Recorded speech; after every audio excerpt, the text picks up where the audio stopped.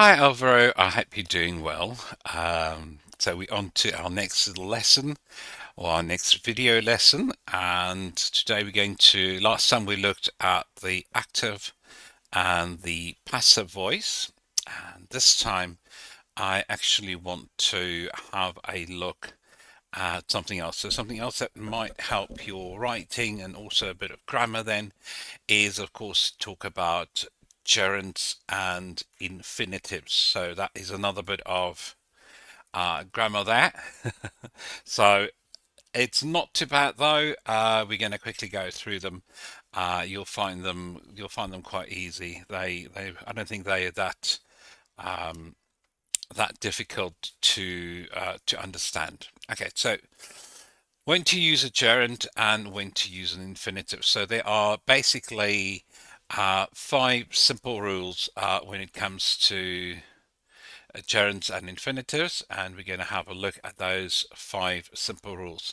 But before we continue with it, we need to first of all find out what is an infinitive and what is a gerund. We need to know the difference between the two before we know when to use which one. Okay, so let's have a look at them. So an infinitive, so we're going to start off with an infinitive. So it is the base, it is the verb form that has a to in the beginning. To do, to sleep, to walk, to love, to run, to whatever. All right. So this is the simplest form of whatever verb you have, and from there on we modify it to fit into a sentence. So if we use a sentence, very short sentence, for example, she sleeps. So it no longer contains the infinitive because it's not she to sleep. All right. So it contains it no longer has that infinitive of the verb there. Instead, what done is we've adjusted the verb to sleep in order to fit in as simple present third person form of the verb. All right. So it's no longer an infinitive. So that is the infinitive. They are really quite easy. Now let's talk about gerunds.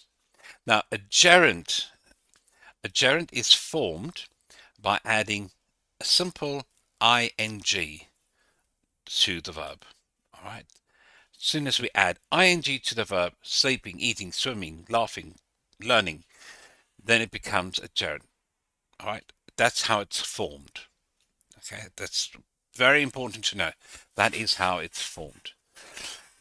Now, it is not the same as what we would use in the present or past continuous tenses.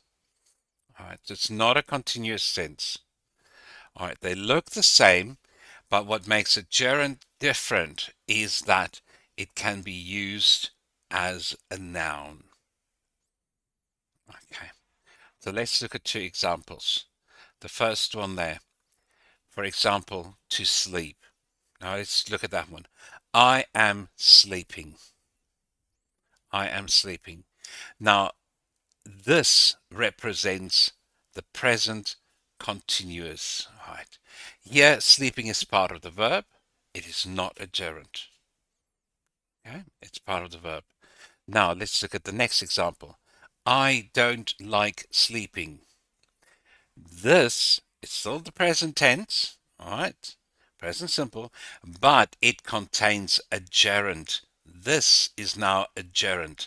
Sleeping is the direct object of this sentence. It's no longer a verb. All right, it's a noun. Like we'd say, I don't like apples. I don't like cars. All right, that it becomes a noun, a direct object. Now, as soon as you know the difference between the two, that a gerund is formed by a verb with ing, but it acts as a noun. All right. So then it becomes an object. Then it is a gerund. All right. So that is the big difference between the two. So let's go in and we're going to have a look at 5 simple rules to master the use of these gerunds and infinitives. So what do we do? First of all, we're going to have a look at rule number 1. Gerunds can be used as the subject of a sentence. Remember, our sentences are subject, verb, object. Remember that? Subject, verb, object. All right, so it can be used as a subject. For example, walking is good for your health. Not to walk, walking. Making friends, becoming a millionaire. All right. Now here, these gerunds, these are the subjects of the verb. Walking, making friends, becoming a millionaire. All right. So they're very normal. All right. We've heard these sentences before. Okay. But now, if we have, for example, there are 2 other ones. To be or not to be, that is the question. To mourn a mischief, that is past. And gone is the next way to draw new mischief on. Now, these sentences are from William Shakespeare. Okay, so if you've done Romeo and Juliet and you've done a bit of a little bit of Shakespeare, then you would know. So to mourn a mischief that is past and gone. Okay, to be or not to be. So this is really formal, a little bit poetic maybe. But then English is literature. Okay, this is literature.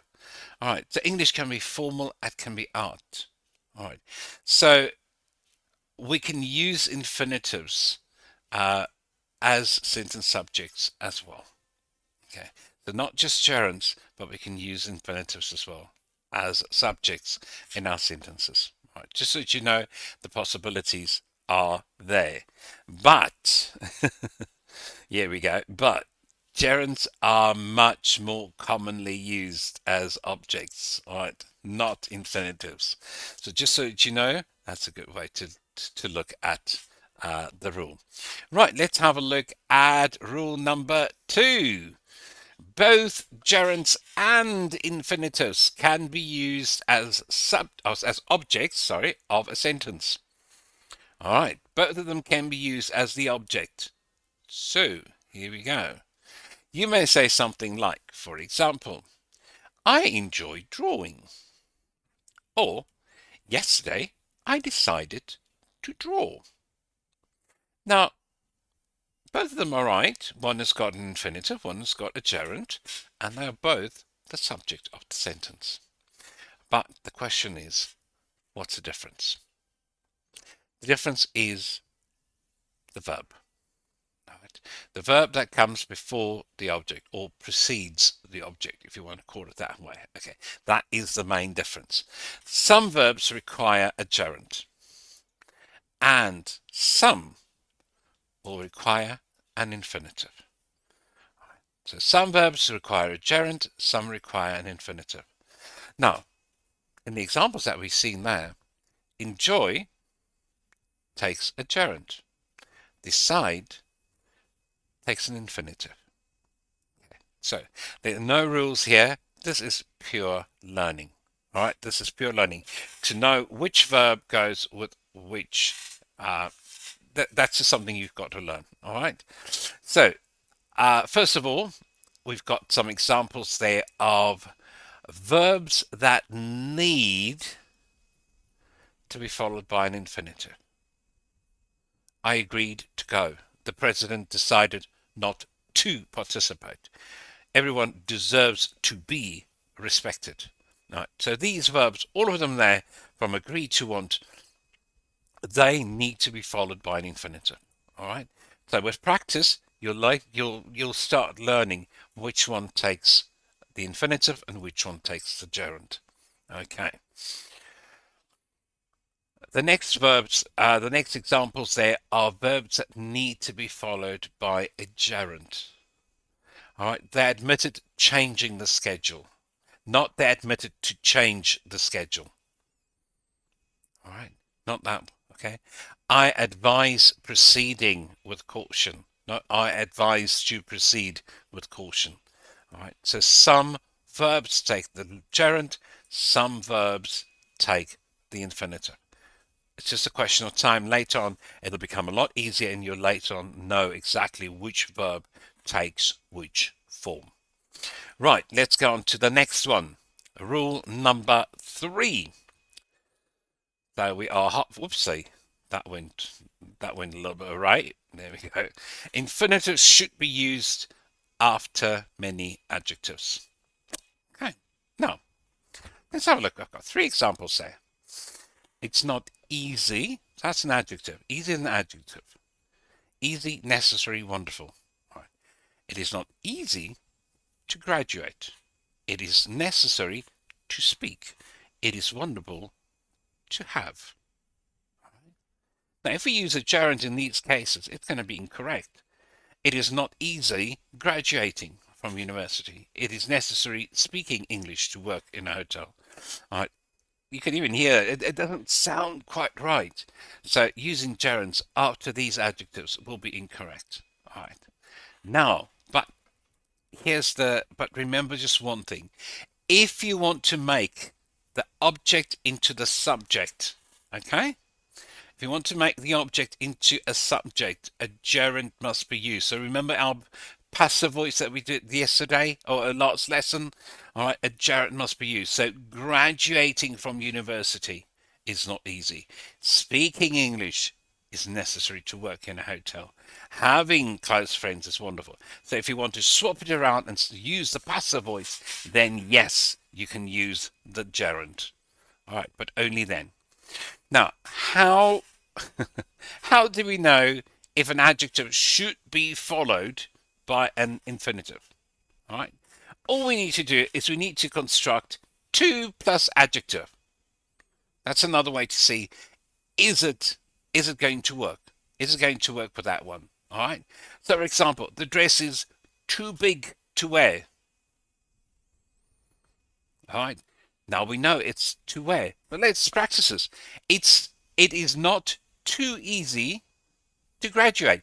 So if we put in TOO, too, we know it follows it. It is too necessary to speak. Oh, it sounds a bit funny, doesn't it? It is too wonderful to have close friends. Right. So if it makes sense with a to, then yes, you can add it on. The same is also true for adjectives and enough. My child is not tall enough to write. It's not easy enough to graduate from university. I've never heard anybody saying that. I've never heard anybody say that before. All right. So this rule is useful enough to understand the usage of infinitives. So if you use those two, either to plus the adjective or adjective plus enough, then you will know, all right, this adjective needs to be followed by an infinitive and not a gerund. So keep that in mind. That's a good way. That's a good tool to see which adjectives do you need to use. All right. Now we're going to go on to rule number 4. There we go. So we are going at quite a bit of a pace, but because it's a video, it makes it a lot easier because that means that you can just you can have a look at it at your own time and then just replay it, which makes it a lot easier.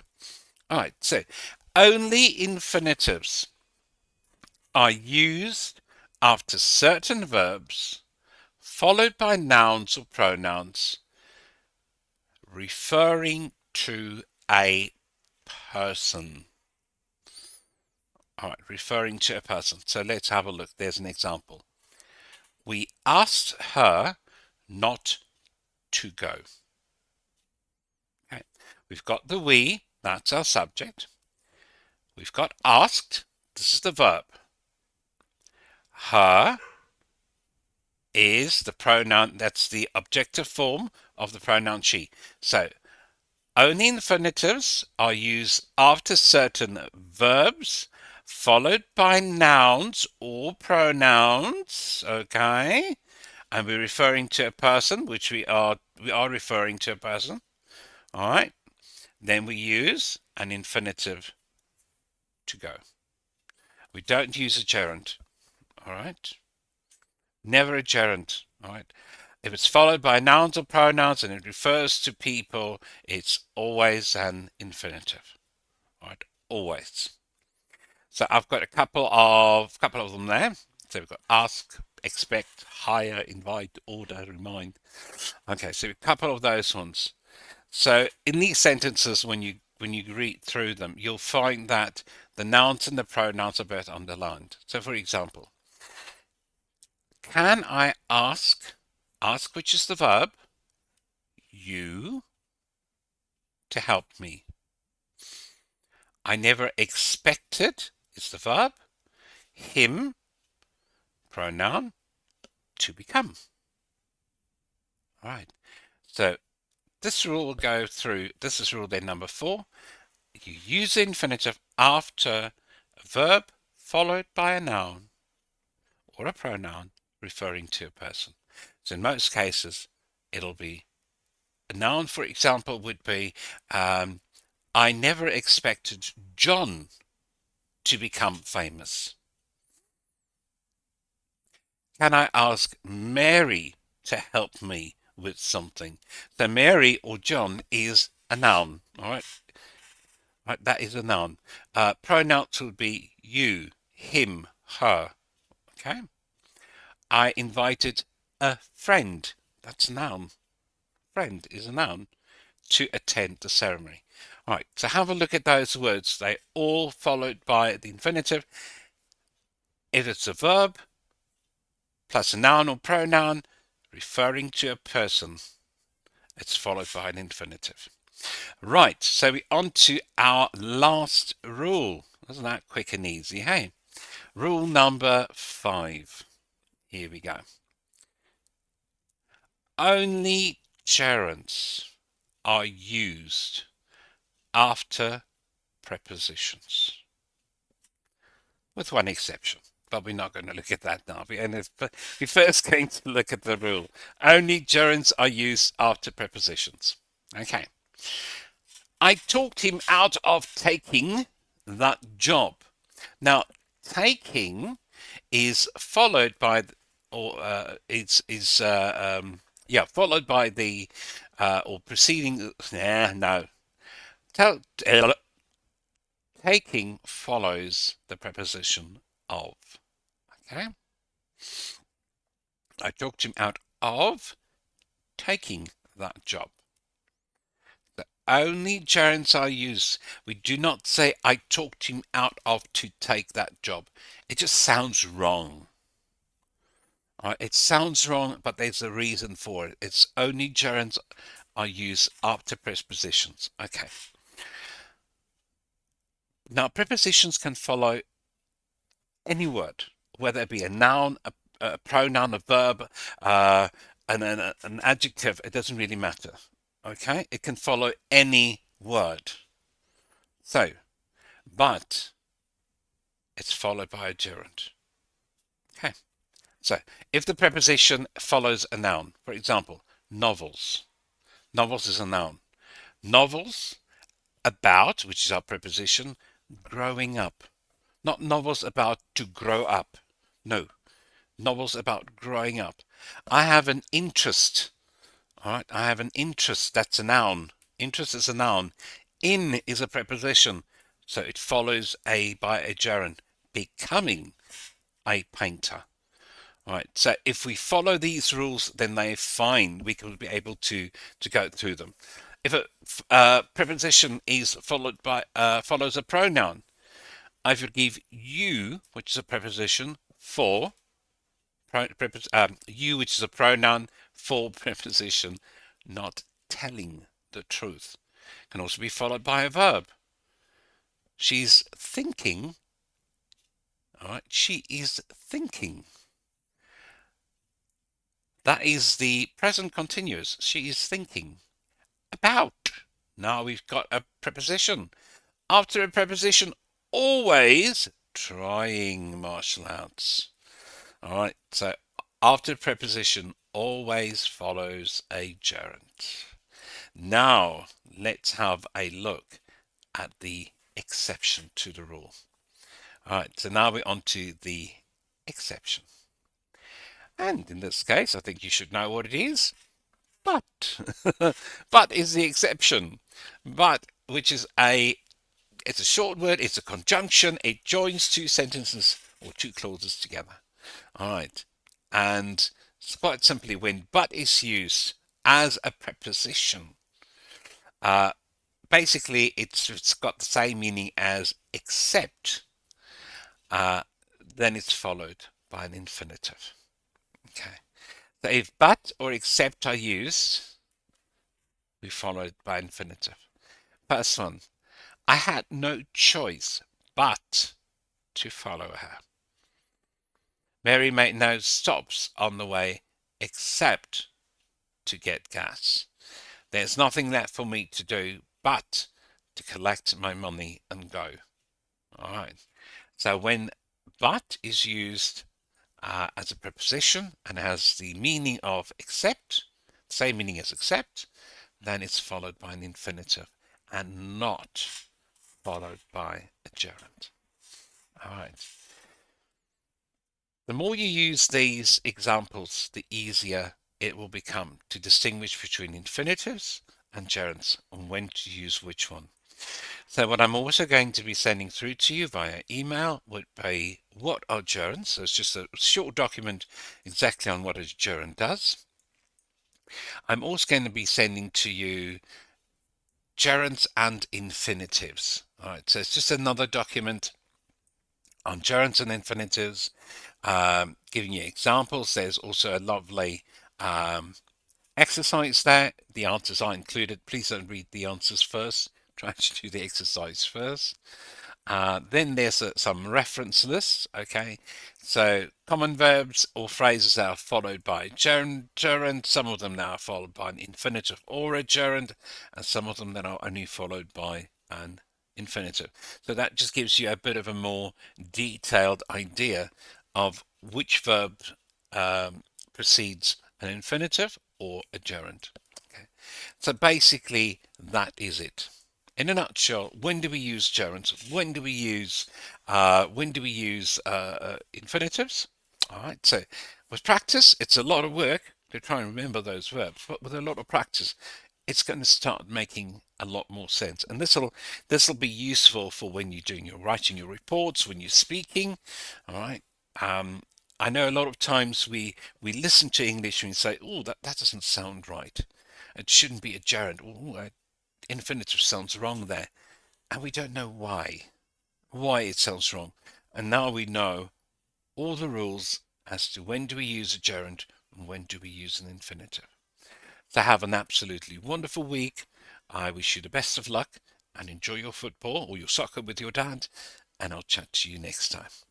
From me, goodbye.